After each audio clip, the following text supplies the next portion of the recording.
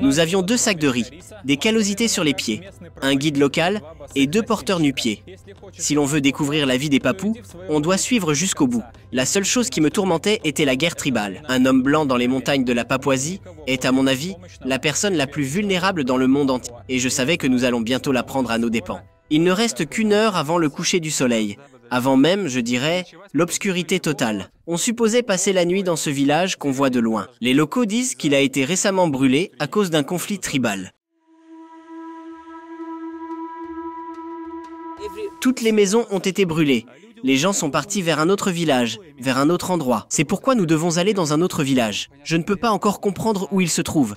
Peut-être au-delà de cette montagne. Nous n'aurons pas assez de temps pour y arriver avant que la nuit tombe. Les gens du village où nous avons passé la nuit sont venus et ont attaqué. Vraiment? Oui. De ce village qui s'appelait comment? Lokon. Les gens de Lokon? Oui. Ils avaient l'air assez aimables. C'est bien fou. Oui. C'est fou.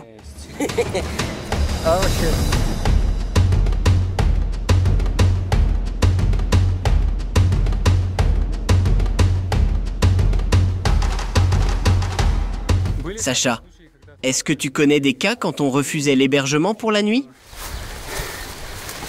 Je ne m'en souviens pas. Mais nous n'avons pas déjà de choix. Ils peuvent simplement demander beaucoup d'argent. On les visite assez rarement. C'est pourquoi j'espère qu'ils vont, selon une vieille habitude.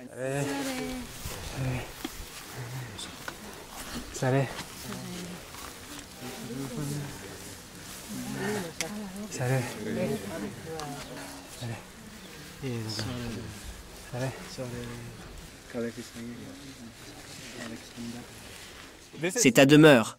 C'est ta demeure, n'est-ce pas? Super. On nous invite à visiter la maison.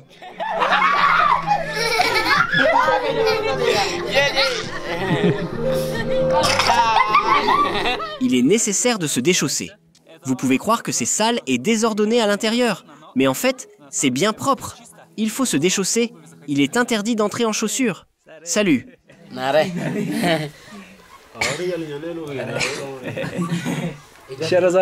Encore une fois. À tout le monde. Salut. Salut. On dit bonjour obligatoirement à tout le monde. C'est le principe général pour établir un contact avec des papous. Oh, c'est une bonne chanson.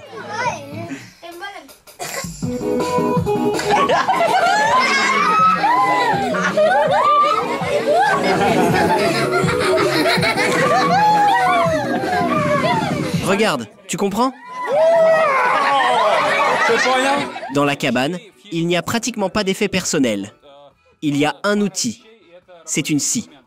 Et ce qui est le plus cool, ce sont les flèches. Ce sont de vraies flèches pour un arc. Pareilles à celles qu'on a vues au festival. Mais celles-ci sont vraiment utilisées dans la vie. C'est super. Un arc et des flèches, c'est tout ce qu'on peut trouver dans la cabane. Je me tiens debout pour vous faire comprendre les dimensions de la cabane. Sa hauteur est comme ça. Le premier niveau se termine là où se trouve mon cou. Mon menton, ici. Ma tête est déjà sur le 2e niveau, le niveau pour le sommeil. Ici, c'est la même chose. Rien à l'intérieur. Le vide absolu. Voilà comment ils vivent. Oh, j'ai trouvé encore un décor. C'est pour un homme. On le met sur la tête, n'est-ce pas? C'est beau. Il y a ici des plaques en commémoration de ce qui était fait par les autorités locales. Combien cela a coûté? Le budget total est calculé. 236 millions de roupies. L'exécuteur des travaux. Tout le monde a fait tout ça ensemble. Si vous voulez savoir comment les gens des autres pays vivent et voir plus de mes voyages, abonnez-vous à cette chaîne. Plus il y a d'abonnés, plus de lieux incroyables je pourrai vous montrer. Qu'est-ce que c'est que ce bâtiment-là? Ce bâtiment est l'administration du village. Et cet homme, qui est-il? C'est le chef adjoint du village, car le chef du village est parti lui-même quelque part. Dans un village papou, une seule personne remplit toutes les fonctions. C'est le chef du village qui est en même temps le pasteur de l'église locale et le chef de la tribu. Et nous aussi, nous nous intéressons à comment on peut devenir un chef. Il a 2 femmes et le chef en a 5. Celui qui a le plus de femmes devient le chef. Il a dit comme ça. Je lui ai demandé s'il trouverait encore 4 femmes et en aurait 6 au total. Ce serait plus que chez le chef. Pourrait-il alors devenir un chef? Il dit « Oui, je deviendrai le chef ». Je ne sais pas si c'est vrai en fait. Les femmes aiment surtout les hommes qui ont un emploi d'État. Par exemple, cet homme à la casquette avait 3 femmes, mais l'une d'elles s'est enfuie et il en a maintenant 2. S'est enfuie? Oui. Pourquoi? Je ne sais pas. Le chef du district a 3 femmes. Elles sont toutes ici. Comme le nombre de femmes détermine le statut, ils avaient à trouver ces femmes quelque part.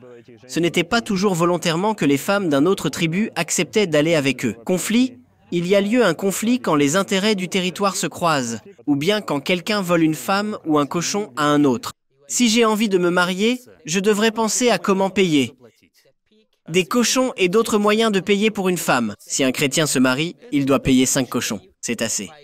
Si un groupe de femmes avec des enfants marche, elles se cachent quand elles voient un homme. Ça vient probablement des temps anciens, car auparavant, elles ne pouvaient pas se déplacer librement. Si une femme se promenait et rencontrait un homme d'une autre tribu, il y avait de fortes chances qu'elle ne reviendrait plus chez elle, mais chez cet homme. Es-tu marié? Oui. Et alors? Je n'ai pas payé. Rien? Je dois trouver de l'argent pour payer. Ah, je vois. Tu paieras plus tard? Oui, je paierai plus tard. La femme. Tout le ménage dépend d'elle.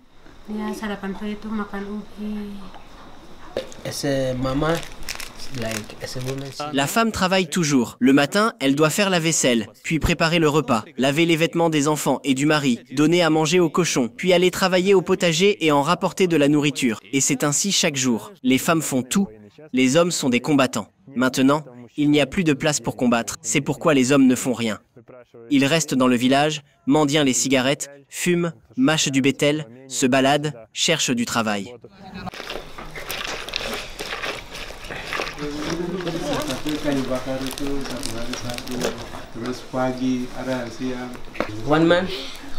Un homme a un emploi du temps pour chaque femme. Le matin, il apporte un arbre à une femme, puis à une autre. Le soir, il arrive pour manger, et puis reste seul dans un autre endroit.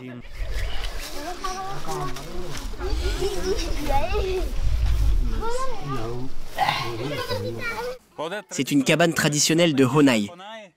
Est-ce que vous dormez et préparez le repas ici? Uniquement les hommes? Uniquement les hommes? Oui. Et les femmes? Les femmes dorment dans des cabanes pareilles, mais séparément des hommes. Les cochons dorment avec des femmes, pas avec des hommes. Les cochons dorment avec des femmes? Oui. Dans la même... Oui. Dans la même demeure? Dans la même demeure. Vraiment? Oui. Pourquoi? Car nous ne pouvons pas les laisser seuls. Souvent, des chiens vivent et dorment avec eux. Les souris courent partout. Il y a habituellement des insectes, tels que des puces et des poux. Et aussi, comment dirais-je, des punaises. On prépare le repas en bas. Quand le temps de se coucher arrive, on éteint le feu, monte et dort là-bas. Dans des villages papous, il existe un programme national de soutien. Comme ils n'ont pas d'électricité régulière, l'État leur offre des batteries solaires. Dans tous les villages que nous avons visités, presque dans chaque cabane, il y avait des batteries. Maintenant, nous allons préparer des nouilles. Il y a aussi du ketchup pour faire les nouilles plus délicieuses. On les mange et ressent un goût agréable dans la bouche. Toutes les nouilles, quelle que soit leur marque, on les appelle supermi, c'est-à-dire des super nouilles. C'est ainsi qu'on les appelle en indonésien. Ils les consomment crus. Les gens riches peuvent se permettre de préparer le riz et de le poudrer avec de ces nouilles. Quel est ton plat préféré? Mon plat préféré? Seulement la patate? Vraiment? Oui. Comment tu la prépares? On peut la faire gratiner ou cuire. Quand il y avait des missionnaires, ils essayaient de leur apprendre. Mais les locaux ne voulaient de rien. Les missionnaires leur ont apporté des pommes, ils ont planté des pommiers, ils leur ont montré que ces pommiers peuvent donner des pommes qu'on pouvait manger. Ils ont apporté des poulets qui pouvaient produire des œufs. Quand les missionnaires sont partis, les locaux ont mangé des pommes, ont abattu des pommiers, ont mangé aussi des poulets. Pourquoi faire quelque chose si l'on a de la patate? Ils sont absolument fous. Vous voyez cette pente sous mes pieds? On peut dire qu'elle est pratiquement abrupte. Au moins, elle est assez abrupte. Tout ça, c'est le potager. Je n'arrive pas à comprendre comment ils travaillent sur ce potager. Tout ça, c'est la patate. La culture principale que les Papous cultivent. Même aujourd'hui, les gens plus âgés disent souvent que les Indonésiens leur ont appris à manger du riz, de l'huile d'éliante, c'est pourquoi ils sont si faibles maintenant. Ils se plaignent qu'ils n'ont pas de santé, pas de force. Ils disent qu'ils étaient forts quand ils mangeaient de l'ubi, de la patate. Ils lavent avec du savon.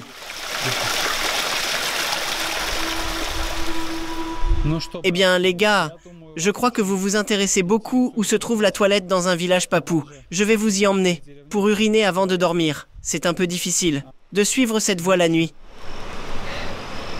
Ça y est, vous pouvez voir ici des premiers signes de la proximité de la toilette. Il faut les contourner soigneusement. La voilà. La toilette. On peut uriner et si l'on est assez courageux, on peut aussi déféquer. La hauteur est à peu près de 30 mètres. Les procédures du matin sont également très romantiques. Il faut descendre du village. Ici, dans ce ruisseau formidable, ils ont la salle de bain et la blanchisserie, aussi bien qu'un lave-vaisselle, tout en un. Bien sûr, ces conditions ne sont pas idéales pour se laver entièrement. Peut-être c'est pour cette raison que le parfum préféré des Papous est le mélange de l'ancienne sueur et du feu de bois. On a fini, maintenant, on remonte la montagne, jusqu'au village. C'est comme les exercices du matin. Le mode de vie est extrêmement sain.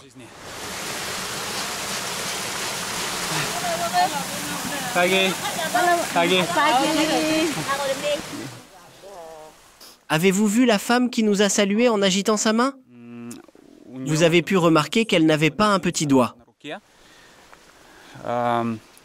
C'est aussi la tradition des tribus locales. Quand un de tes proches meurt, on te coupe un doigt de la main. Cette tradition existait au moins auparavant. On voit que la femme n'est pas jeune. Je ne pense pas qu'on continue de couper les doigts aux jeunes. Comme j'ai compris, ils n'organisent pas de cimetière collectif comme il est de coutume dans d'autres cultures chrétiennes. Si quelqu'un meurt, on fait la tombe directement dans le village, près de la demeure. Vous pouvez voir l'une d'elles derrière moi. La mortalité chez des Papous est très élevée, en particulier chez les enfants. Mais dans chaque village, il n'y a qu'une ou deux tombes. Ce que des anciens cannibales font avec les autres gens décédés reste un mystère.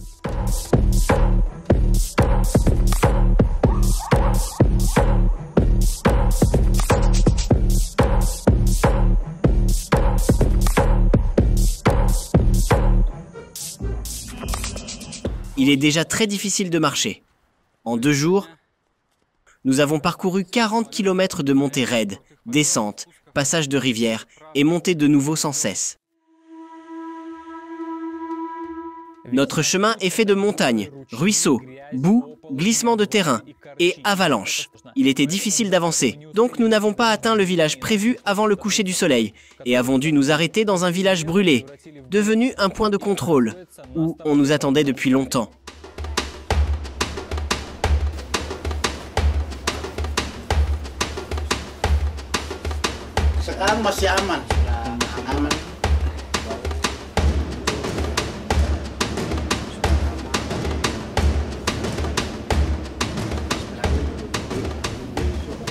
Ils disent que la guerre n'est pas finie officiellement, mais la paix règne.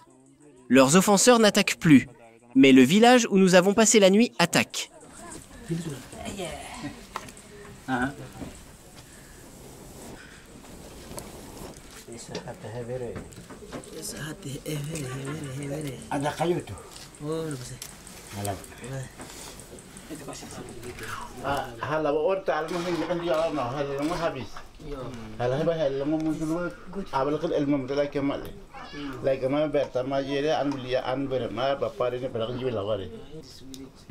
Ce village a été attaqué par les habitants d'un autre village.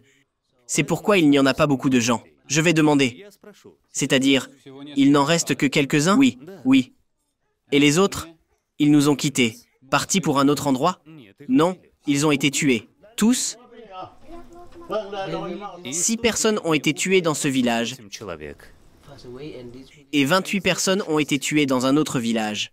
3 personnes sont restées ici. Cet homme, encore un homme et le pasteur. Tous les autres ici sont des enfants et seulement 3 adultes.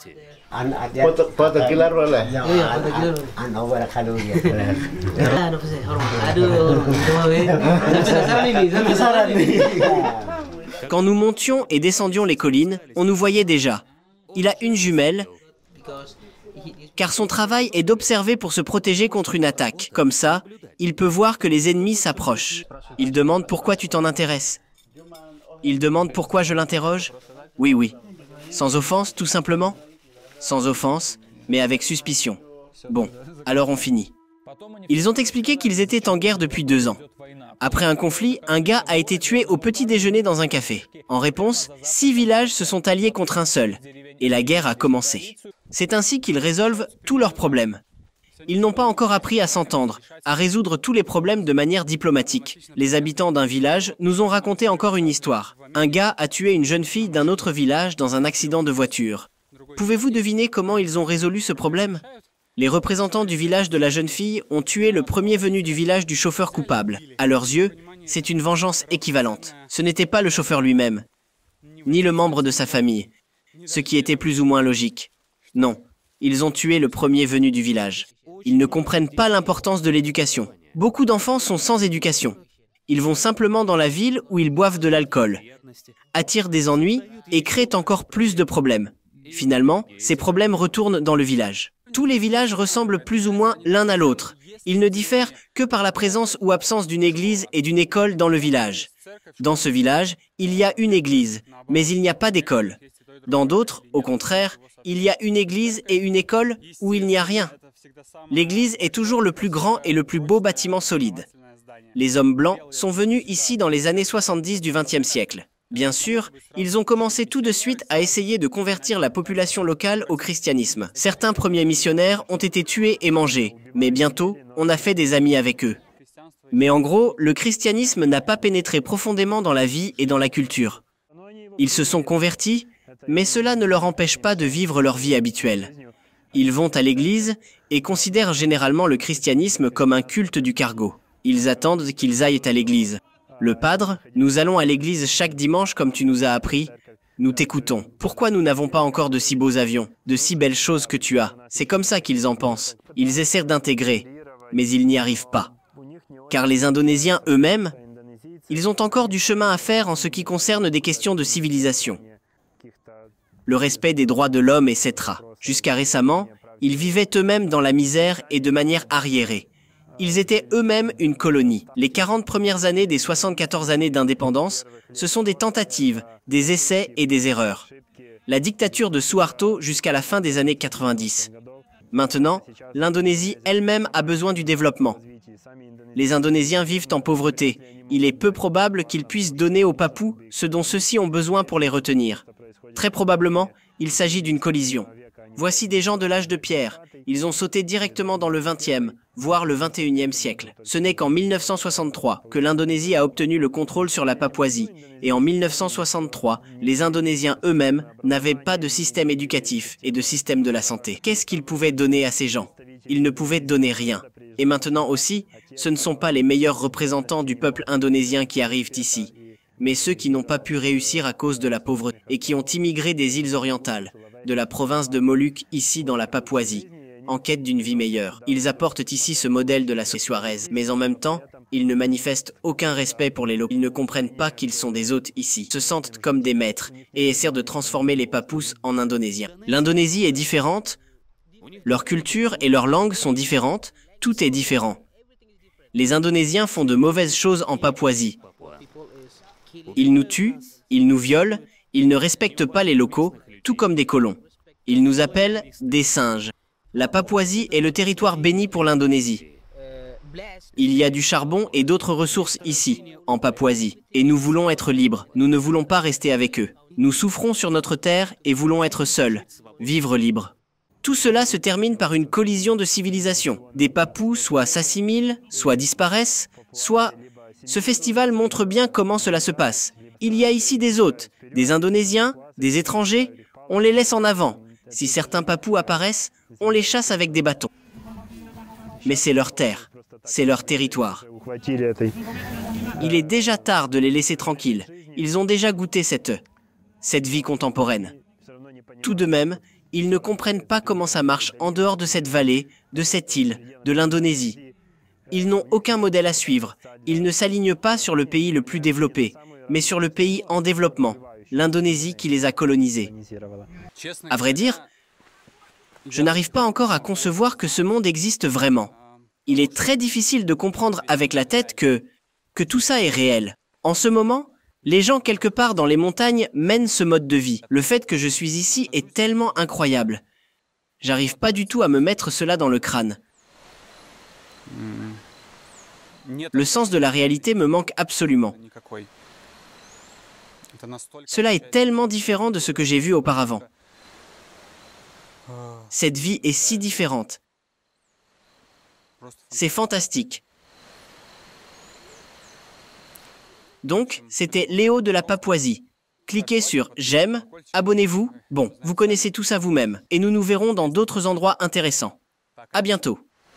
Pagi. Pagi. Pagi. Pagi. Pagi. Pagi.